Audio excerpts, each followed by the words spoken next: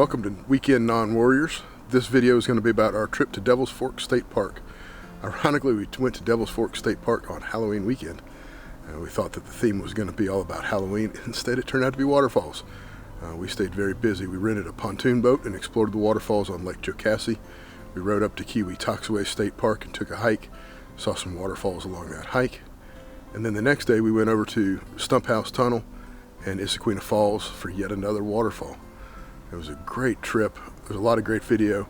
I hope you enjoy this. If you do, please consider liking it, giving a thumbs up, and subscribing to this channel so that we can share more of the beauty of the state of South Carolina with you.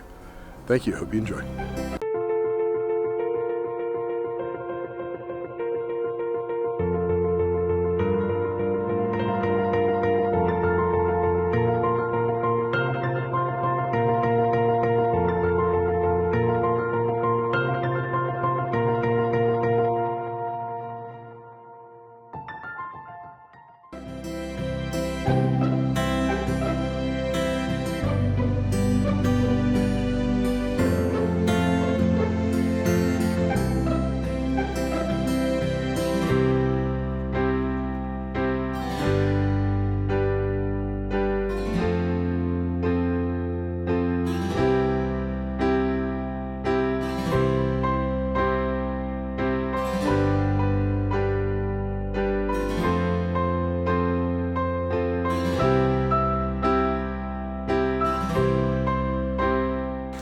Okay, we are getting ready to pack up and head home from our stay at Devil's Fork State Park. I think it's reluctantly. I think it's officially Salem or Tomassie. It's Salem. Salem.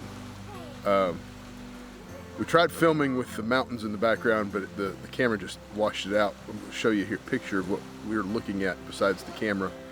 It's what this place is all about. And we're basically sitting on a very small, secluded beach, looking at the most beautiful lake and the mountains and the fall color, and the kids are running around.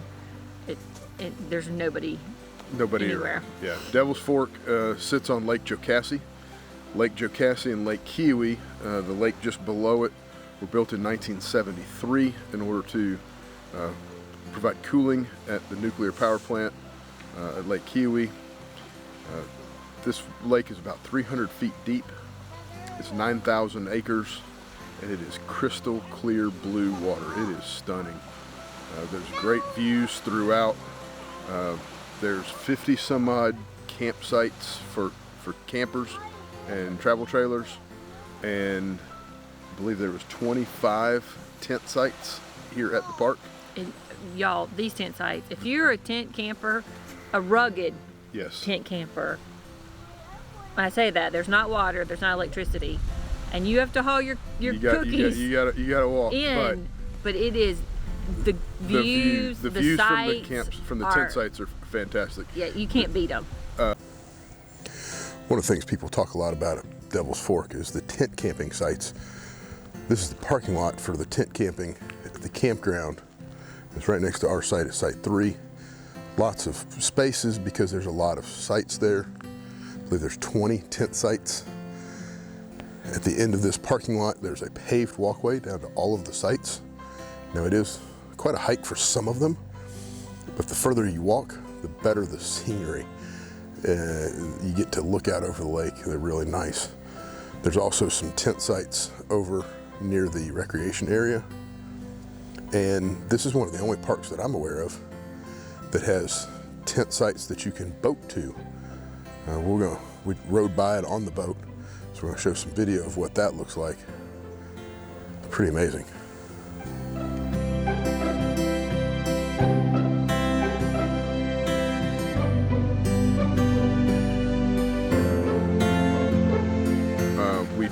We did a drive-by on the boat, and we'll show you a couple of those.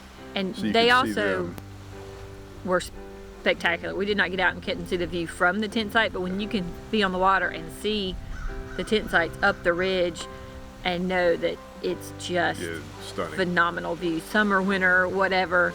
Again, no water, no electric. No electricity. You got to haul everything in yourself. Pack in, pack out. There's no rescue either. They made that very clear on all the paperwork. Yes. They were not here to help you, but it was beyond phenomenal. The views were, if you're a serious tent camper, this is the place Yeah, to do it. it almost, like, I am not a tent camper, even in like the best of circumstances, and I still am thinking, gosh, that would be so cool to try to do and spend a weekend. Yeah. It was just phenomenal. Now, a couple of things that we did while we were here. We did rent a pontoon boat. Spent about 4 hours touring the lake. We rented it from Eclectic Sun. And huge shout out to Eclectic Suns. We will definitely put the link to all their stuff down in the Absolutely. description.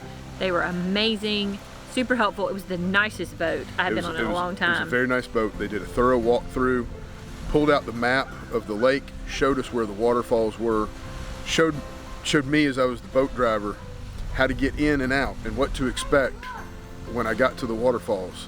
And he was spot on. He said, you're going to see this, keep on going, make this turn, you want to approach it from this side. All of these things that were helpful to make sure that we were able to get in and see the waterfalls. They were fantastic. Really a unique thing about this lake, to see all the waterfalls that come in and feed this lake. And we even packed our lunch, so we took lunch and the kids were able to sit down in the bottom of the boat and just listen to this one waterfall come down. It was nice. And have your lunch, and it was super relaxing. We had some amazing views and things, but also just a lot of good family time. Yeah, It was well worth the expense of renting the boat to cruise around.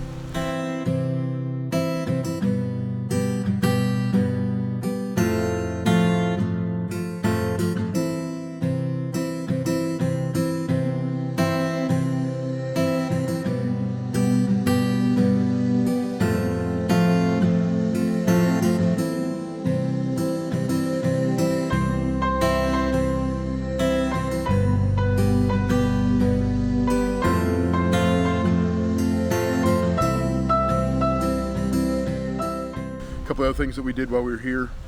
We went over to Keowee-Toxaway State Park. As I mentioned, Lake Keowee was built at the same time as Lake Jocassee. So Keowee-Toxaway State Park was built at the same time as Devil's Fork State Park, roughly 1973. Did a quick drive around. There's only 10 campsites there and a number of Maybe tent 12 sites, I can't remember. They actually sit high up on a ridge, so they have a really nice view looking out over the lake that was quite beautiful. again, no water, no water, and no. This is Daddy Longlegs. Nice. apparently there's a spider attacking our kids' sand area. So there we did the hike of the natural bridges hike, which is a really nice, about 1.5 mile hike. There's some pretty steep hills that we had to traverse. There were, but it was very well maintained hike, as well Yes. as the trails were maintained, and it was gorgeous. Now, it's called natural bridges for a reason. It was actually fords to cross water in one place. There had been some significant rain the night Right. before, so we had to turn around and go back because we didn't think the kids could make it yeah. across the. because I think the in a natural normal bridge. day it would have been kind of a Yeah. dry crossing on some rocks, but it was some high water. Yeah. We did watch other people cross. They said it was pretty significantly steeper on the other side. yeah. So it probably was for our best that we did not cross and then try to go up the steeper side with the little guys. But the views were spectacular. The whole time you could hear the rushing water, which made it super cool. Right. And again, another couple waterfalls. Kind of the theme of this weekend, this trip has been waterfalls. So we saw the waterfalls on the lake here from the boat. We took that hike at Keowee-Toxaway, saw waterfalls. And then last thing that we did, we took an excursion over to Stumphouse Tunnel and Issaqueena Falls. Stumphouse Tunnel was meant to be a tunnel through the mountain, Stumphouse Mountain, for a train to pass from Charleston on its way to Ohio. Uh, And then that mountain kind of got in the way. They All pre-Civil War. they wound up having to shut down construction during the Civil War and just never were able to fund it back because of the cost of the war. One of the things they said they expected to get through the 500 or it was 5,000 feet Right at a mile of tunnel, but they were only making 120 feet progress a month. a month, and so, So- they just They basically just ran didn't out make- of money. So you get to kind of walk down the tunnel. It's kind of But unique. it's a good long, 500 feet or dark. so. Carry a Dark. flashlight. But But very cool and amazing to think that people built that with no power tools. I mean, you know, hammers, chisels, and black powder. Sledgehammers. It blew my mind to think that people were in there just hacking away at that thing. No wonder they didn't get. And it's super tall. Yeah. Enough for a train to go through. Yeah. And then we went to Issaqueena Falls, which is right there, same park in Cody County, just north of Walhalla. Issaqueena Falls is a beautiful waterfall. Really quick little walk. It wasn't very far. I think it's less than half a mile. It's I think they said it was a quarter of a mile. Yeah. From and it's the a path, area. like a full. Yeah. Lots of people walking through there. The falls are beautiful. We did see one creature that we had not seen on any of our other previous adventures. We did come across a We snake. came, Sam Henry was ahead of us, run down the path, and this gentleman was like, "Whoop, hold up, little guy, there's a snake." There's a and there was snake a right snake there. sunning himself. It was a brisk day, and he was catching that last little bit of fall sunshine. And the story of Issaqueena Falls, Issaqueena was a Native American woman who fell in love with an American settler and heard that the Indians were going to attack his settlement, so she rode down to his settlement to 96. That's where the name came from. It was 96 miles from where she was to where he was, warned of the impending attack, and then stayed and lived with him. They came back to Stumphouse Mountain, where she was from, to live, and she found out that the Indians were going to come attack her because she was married to a settler, and so she ran from them, and she knew that Indians were scared of waterfalls, and they believed that there were demons in waterfalls. So she went and hid. She pretended like she was going to jump off the waterfall, and instead hid underneath a ledge until the Indians left and thought that she was dead. So they named the falls after her, and there's several other things around the Clemson area named after Issaqueena. And as she rode to alert him, so she went 6 Mile and 18 Mile. So some of the unique names of some of the South Carolina towns actually come from her legend of riding her horse, a swift horse, to meet her beloved and save him from the Indians. And we've actually been to the 96 settlement. That's right. So it's very interesting to see, pieces of that as well. Yep. So all in all, beautiful facility here. One thing we did not get an option to do, we wanted to go to Oconee Station. Just a quick note, Oconee Station is only open Thursday through Sunday, and we tried to go on Monday. Didn't work out, so we'll have to add that on our list the next time we come up this way. A couple of things about the campground. It's 2 loops. We stayed in the lower loop, Site 3. I'm going to do a walk around here in just a minute. You'll see that. Great site. Probably one of the premier, I would say 1 and 3 are probably the premier sites on this side. Kind of the northern loop. The southern loop is a little bit larger. We've been told that's the newer loop. And the better loop, we had a gentleman that's been here, for the last 20 years and said that was the better loop to go to. We thoroughly enjoyed number 3, and we liked the sights on the other side, but both of them are beautiful. I would say that the ones on the other side are probably a little closer. On the south side, they're a little closer to the water, so they probably have a little less trees. I think you might see a little bit more. Probably see the water a little bit better. But it is also closed during the wintertime. Yep.